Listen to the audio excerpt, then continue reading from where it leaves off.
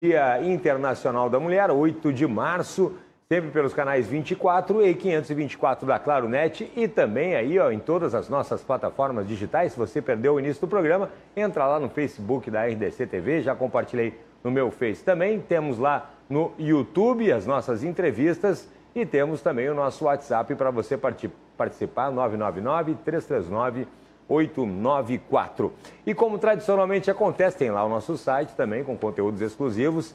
E como tradicionalmente acontece às segundas-feiras, agora o nosso bate-papo é com o advogado Dr. Guilherme Colim. Boa tarde, Dr. Guilherme. Olá, Cláudio, como é que tá? Tudo bom? Boa tarde. Tudo ótimo.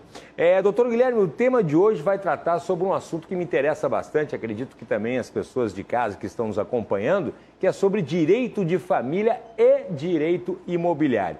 Normalmente, um fim de uma relação é marcado por problemas, por brigas, né? Por situações ali, choques emocionais, mas são relações que terminam muitas vezes de uma maneira tumultuada, aí, causando sofrimento para ambos os lados e não costuma, é claro, ser uma situação planejada, né? Na maioria das vezes, um membro do casal sai de casa e o outro segue utilizando o imóvel, às vezes por longos períodos. E hoje eu quero saber quais os direitos, obrigações e riscos desse exercício de posse. Doutor Guilherme, começo lhe perguntando o seguinte: normalmente, quando ocorre a separação, um membro do casal sai de casa e outro permanece no imóvel, pelo menos por um período. Quais os direitos e obrigações de cada um, doutor Guilherme? Bom, Cláudio, quando o imóvel pertencer ao casal, o que nem sempre acontece, às vezes o imóvel é anterior à relação, também pode depender do regime de bens. Mas o mais comum é que o imóvel faça parte do patrimônio do casal. Até porque quando não é do casal, a discussão normalmente acaba não se desenvolvendo tanto, na maioria das vezes. Quando uma pessoa ocupa sozinho, usa sozinha um imóvel que não pertence apenas a si próprio, que é o caso, o casal adquiriu em comunhão de esforços um apartamento, uma casa. O imóvel pertence a ambos. Ocorre uma separação e um dos membros do casal sai de casa. O outro membro do casal fica no imóvel. Este membro está usando sozinho algo que não pertence apenas a si próprio, pertence a outra pessoa. A outra pessoa, o outro cônjuge, que também tem direito sobre aquele imóvel, ele pode pedir uma remuneração, que aí existe uma discussão se é aluguel, se é indenização, mas na maioria das vezes se utiliza a expressão aluguel. Então, eu tenho um apartamento de R$500 mil, com potencial, um aluguel de mercado, caso fosse alugado, vamos imaginar, de R$3 mil, R$2.500, R$2.000 que seja.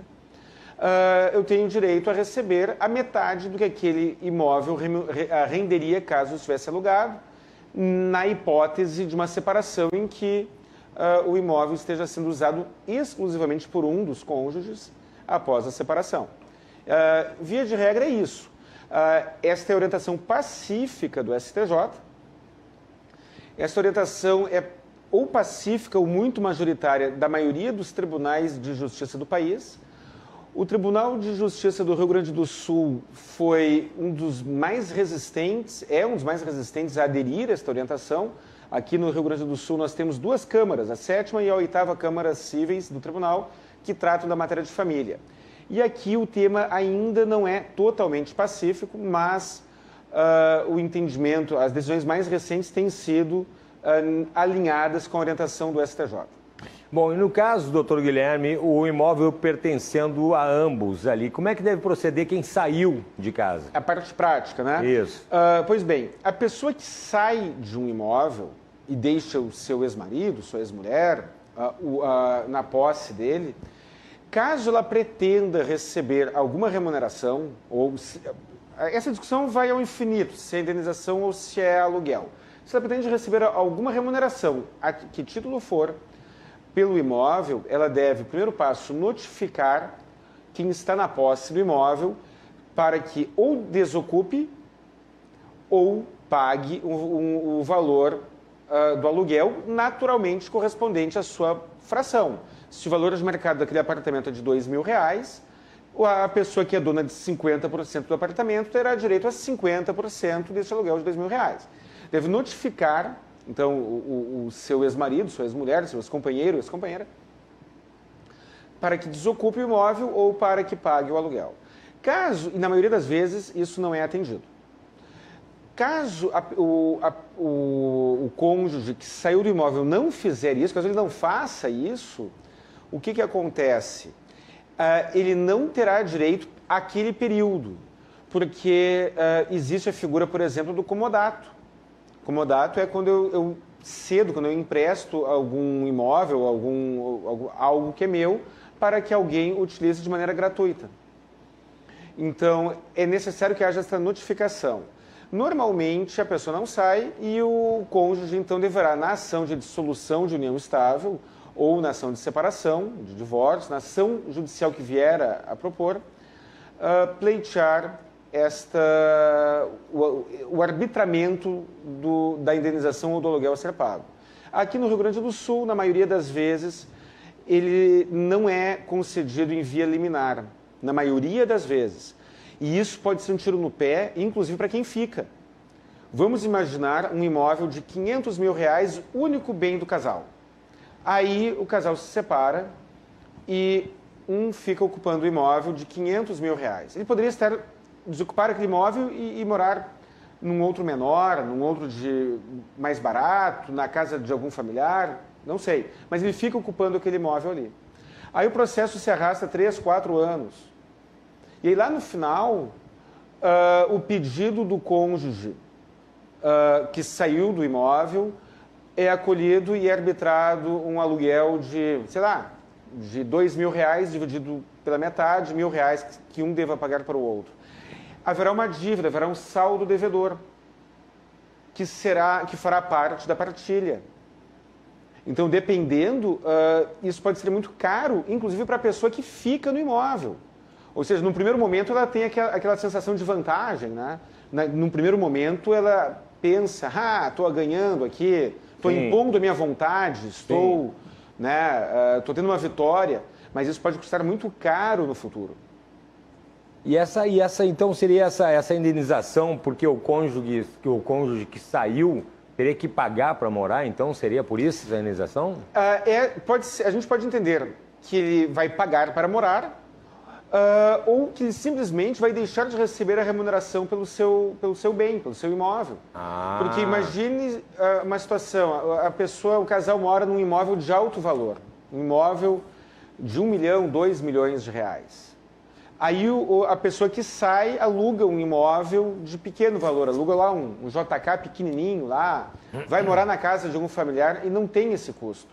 Ainda assim, ele tem um patrimônio imobilizado ali.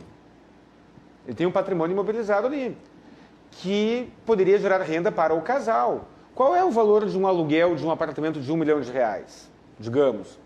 Isso depende muito de região para região, depende de muitas variáveis que são variáveis de mercado.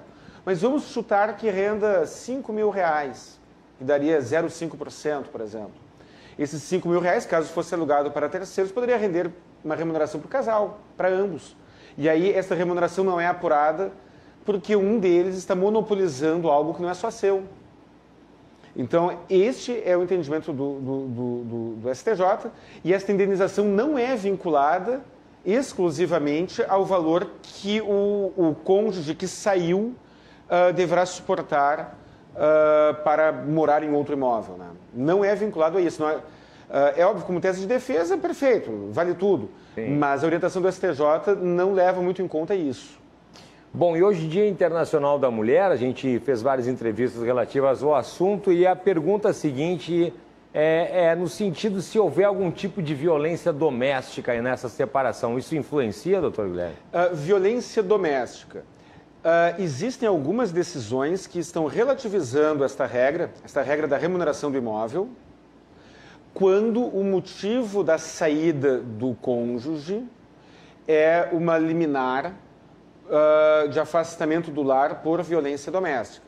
Não estou dizendo que basta que haja uma acusação de violência doméstica ou basta que haja uma violência doméstica em si, até porque houve uma evolução tal que se entende que a violência psicológica, mensagem de WhatsApp ou ofensas verbais são consideradas como violência doméstica. Mas nem toda violência doméstica justifica uma liminar de afastamento do lar.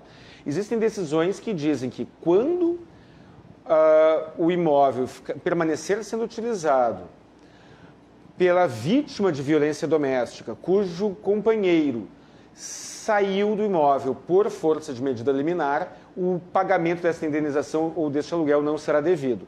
Porém, isso são algumas decisões. Não é possível se presumir que será este o resultado. Até porque a consequência da violência doméstica ou a consequência de qualquer ato de violência deve incluir uma indenização cível, por exemplo. Então, a pessoa que sofre uma violência doméstica ou não, vamos imaginar, Cláudio, agora eu respondo uma pergunta aqui meio atravessada, aí tu perde a paciência e vem aqui e me agride fisicamente. Sim. Não será uma violência doméstica, né? Sim, não. Mas se tu fizeres isso, eu vou te processar e eu serei indenizado. Então, a indenização pelo ato de violência não precisa depender desta questão habitacional, dessa questão imobiliária, mas muitos juízes aplicam esse critério. Doutor Guilherme, então, uma outra dúvida, quem ficar no imóvel, se essa pessoa que ficar, tanto faz, o homem, a mulher, o marido, a esposa, não tiver dinheiro para pagar, como é que fica, né? Como é que fica quando qualquer pessoa tem uma obrigação e não tem dinheiro para pagar? Avoluma-se uma dívida. Não raras vezes, esta dívida se torna bastante significativa, bastante relevante, porque existe aí um círculo vicioso muito perverso. A pessoa está no imóvel que não pertence apenas a si própria, mas ela está usufruindo integralmente daquele imóvel. E ela não deseja, às vezes, por barreiras psicológicas, por barreiras emocionais, ela não deseja sair dali. Ela não deseja fazer um downgrade em seu padrão de vida, por exemplo. E aí ela fica ali. E aí ela pratica uma série de atos para protelar o andamento do processo. E uma ação judicial que poderia levar 1 ano ou menos, acaba levando 5. Só que quando o processo acaba, fica uma dívida. E esta dívida pode comer uma parte do quinhão daquele próprio imóvel. Aquele imóvel custa R$500 mil, a princípio seria 250 mil para cada um. Mas como se passaram 5 anos com um aluguel correndo com efeito retroativo, ou com uma indenização correndo com efeito retroativo, ao ser feita aquela divisão, o valor apurado, caso seja vendido, por exemplo, não será dividido em 2 partes iguais, porque haverá uma compensação de crédito e débito. E aí, aquela pessoa que ficou usufruindo do imóvel terá uma ingrata surpresa ao final. Pois é, exatamente. Se a separação ocorreu há muito tempo, por exemplo, e o cônjuge que saiu deixou de pedir esse aluguel ou indenização, muito tempo depois, isso vai retroagir, então, desde a data da separação? Retroage com juros de 1% ao mês, mais IGPM. Opa! E aí é que tá. E uma dica que eu dou, às vezes o imóvel não pertence ao casal. Sim. Não raras vezes o imóvel pertence ao familiar de um casal. Então, ambos residem na casa do pai ou da mãe, ou dos genitores, ou do irmão, ou de algum familiar de um dos membros daquela relação. Quando a pessoa que sai do imóvel quando a pessoa que sai do imóvel é aquela que está de fora, digamos assim, a pessoa que sai do imóvel, o casal, o imóvel pertence aos pais do marido, e quem sai do imóvel é a mulher, bom, é barbada.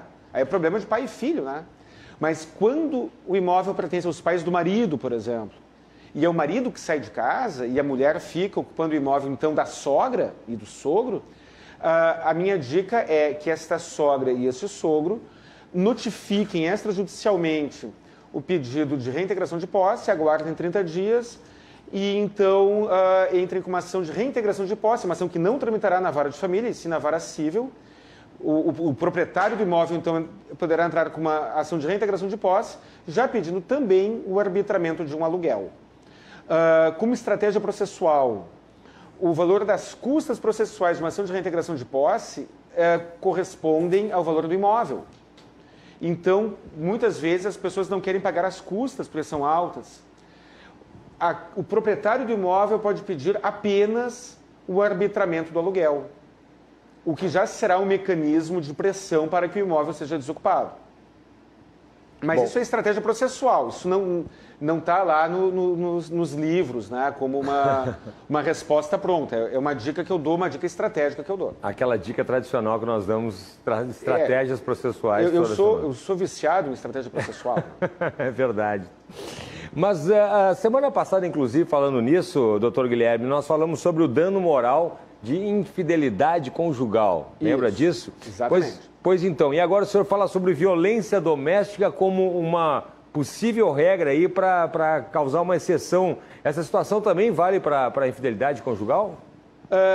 Eu nunca vi nada parecido com isso. Eu nunca vi nenhuma decisão relativizando a questão da posse do imóvel, da remuneração, ou isentando o cônjuge de pagar o aluguel ou a indenização pelo uso exclusivo do imóvel, em função de ter sido vítima de infidelidade conjugal. É uma tese razoável.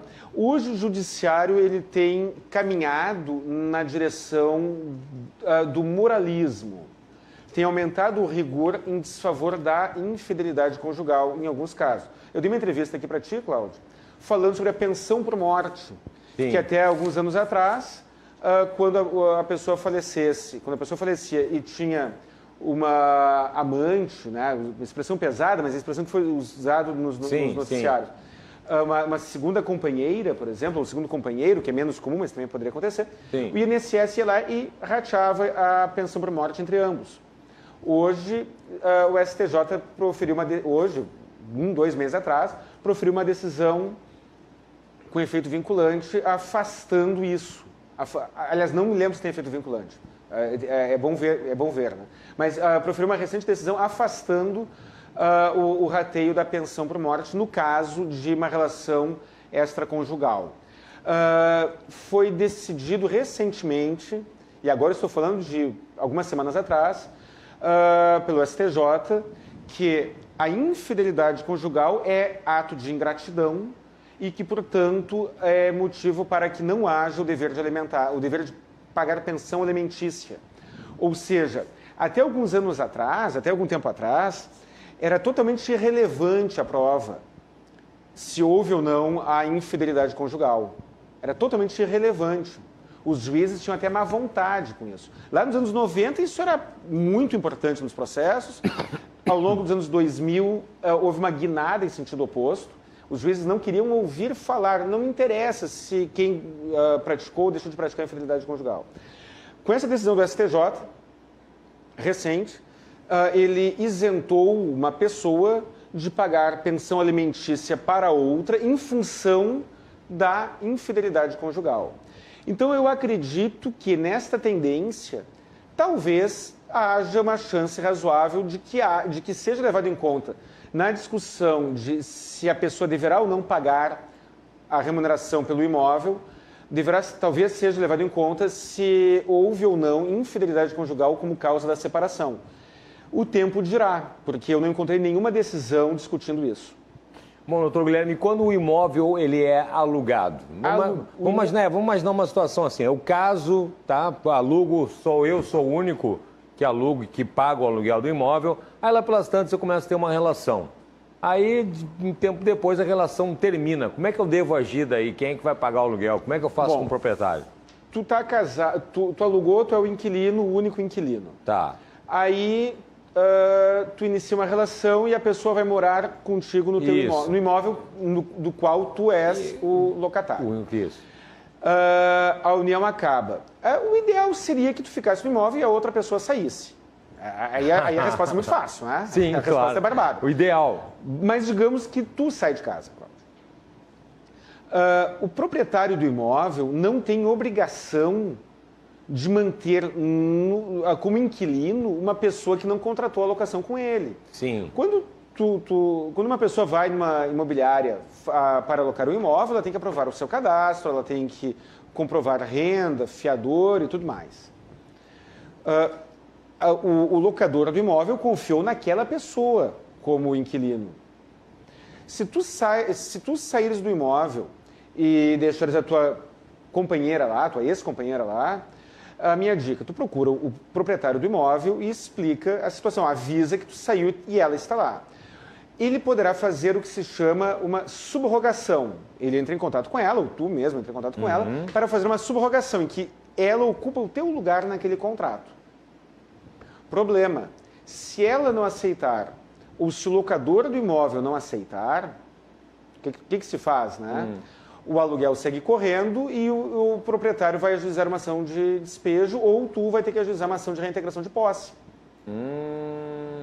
E o aluguel segue correndo e a responsabilidade pelo pagamento é do locatário que contratou a locação. Claro, de quem contratou. Isso não impede que o ocupante do imóvel, aquele cônjuge que seguiu exercendo a posse, não seja um devedor solidário. Então vamos imaginar, agora vamos falar para os proprietários dos imóveis que estejam nos ouvindo. Sim. Você alugou o imóvel para o Cláudio. O Cláudio sai do imóvel e a ex-mulher dele não deseja nem pagar o aluguel, nem se subrogar no contrato de locação e... Nem sair. E não sai, não faz nada. O pior cenário possível. Sim. Você, proprietário do imóvel, deverá entrar com uma ação de despejo contra o Cláudio e contra a ocupante e poderá cobrar o aluguel dele e dela na condição de ocupante. Uma obrigação solidária. Sim. O Cláudio não vai se livrar dessa obrigação. Porque ele contratou, ele que criou o problema trazendo para aquele imóvel uma pessoa que não está pagando aluguel. Mas ele poderá, em nome próprio, também ajuizar uma ação de reintegração de posse, o que na maioria das vezes, quando há uma separação, os casais não fazem isso, porque acaba havendo um acirramento ainda maior de ânimos, né? Sim. Mas é uma opção. E quando isso vale para dissolução de casamento, dissolução de união estável, porque muitas vezes alguns imóveis, por exemplo, são herdados para várias pessoas e um só fica utilizando aquele imóvel. Como é que faz aí? A regra é a mesma. Vamos imaginar, a pessoa morre e morava com o seu filho, por exemplo. Um idoso ou uma idosa falecem e morava com o seu filho. O imóvel tem mais de um herdeiro. A pessoa falece, tem 2 ou 3 filhos e o imóvel segue sendo utilizado por apenas um deles. Os demais herdeiros têm o direito de pedir que aquele herdeiro desocupe, pedir que aquele herdeiro pague um aluguel. Provavelmente o juiz não vai dar liminar, porque eles costumam ser resistentes em dar essas liminares, mas no final reconhece o dever e a dívida fica. Aquela pessoa que está no imóvel, a sua obrigação de pagar o aluguel começa a correr a contar de sua notificação. Porque muitas vezes é conveniente para os demais herdeiros, ou mesmo, até mesmo no caso de separação, que seja, existe uma conveniência que a pessoa fique ali. Existe a figura do comodato. É uma possibilidade. E a pessoa que está ocupando o imóvel não tem obrigação de adivinhar que o seu irmão, por exemplo, deseja receber um aluguel, deseja a retomada da posse daquele imóvel ali. Então, o procedimento é o mesmo, deve haver a notificação, se a pessoa não sai, deve ser dada a chance para que aquela pessoa desocupe, se ela não desocupar, entra-se com uma ação pedindo o aluguel durante o decorrer do processo de partilha. Bom, a gente falou sobre as piores situações, os piores quadros, e se acontecer um quadro não tão ruim assim, após a separação, para facilitar ali o trâmite judicial, os dois mesmo, sendo de ambos, decidem sair do imóvel, né? Como é que o senhor vê essa solução? Eu vejo que costuma ser melhor, né? Quando tem, seja, no caso de inventário é mais comum. No caso de inventário é muito mais comum, mas isso vale para inventário, para direito sucessório e para o direito de família, no caso de separação. O casal pode, ou os herdeiros podem, tanto faz. Os proprietários comuns do imóvel podem decidir alugar o imóvel para terceiros e ratear o aluguel, por exemplo. Aí tem que ver se o mercado, se o perfil do imóvel se comporta essa opção, né? Eles podem pedir um alvará judicial para vender o imóvel no curso do processo. Isso também é possível, no caso de inventário é muito comum. E podem se organizar entre si, podem fazer um acordo entre si em que uma pessoa que está ocupando o imóvel siga pagando ou algo do gênero. Até porque o imóvel vazio gera despesas, né? Então, o imóvel vazio também existe uma conveniência. O imóvel desocupado, ele gera despesas normalmente de IPTU, normalmente de condomínio, se for um apartamento, ou uma casa em condomínio, conservação, segurança. Então, às vezes, é preferível ter o seu ex-marido, ou sua ex-mulher naquele imóvel, o seu co-herdeiro, né? O co-herdeiro, um irmão, por exemplo, ocupando aquele imóvel, do que deixar o imóvel vazio e ele ser invadido, por exemplo, ou ter um custo de segurança. Isso é uma questão de negociação. Mas o direito é os proprietários, quem ocupa um imóvel, caso exigido, deverá pagar a remuneração proporcional à fração dos demais proprietários daquele imóvel. Muito bem. Doutor Guilherme Colim, quem tem alguma dúvida, inclusive os colegas que nos assistem, os seus colegas que nos assistem agora, como é que faz? Endereços? Redes sociais, CRJ Advogados no Instagram e no Facebook. Telefones 51 32 28 12 19, celular e WhatsApp 51 99985 7991 e também convido a todos que procurem no YouTube o canal Saiba Direito. Hoje, às 8 de março, às 19 horas, estará entrando no ar mais um vídeo que eu falo sobre dano moral por infidelidade conjugal. Então, peço que se inscrevam no meu canal do YouTube e acompanhem por lá este e outros vídeos. Inclusive, a gente pode conversar por lá pelos comentários. Muitas pessoas fazem perguntas e comentários, eu tenho o maior prazer em responder. Muito bem, doutor Guilherme Colim. Obrigado por mais uma participação, viu? Uma ótima semana e a gente se fala na sequência, tá bom? Falamos. Uma ótima semana, Cláudio. Um abraço. Um abraço. Tá aí agora.